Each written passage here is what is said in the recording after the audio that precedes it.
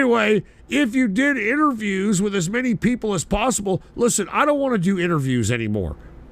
I don't like the interview podcast. It is the most fucking boring. It is the most mundane shit. And, you know, Dana White, which I admire very much, even though, you know, he's still a Trump fan and shit. I just think he's a self-made guy. He's a badass. He did what he had to do.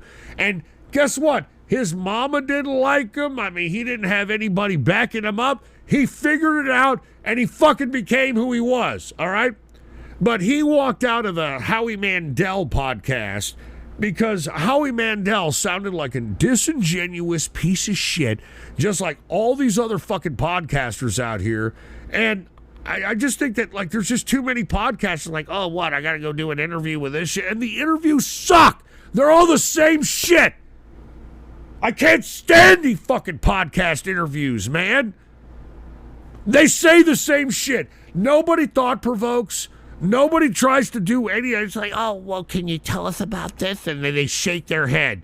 It's the fucking same shit I see in every fucking podcast. Oh, can you tell us this? And then they start talking, and it's like, oh, I'm going to shake my head even though I'm not fucking listening.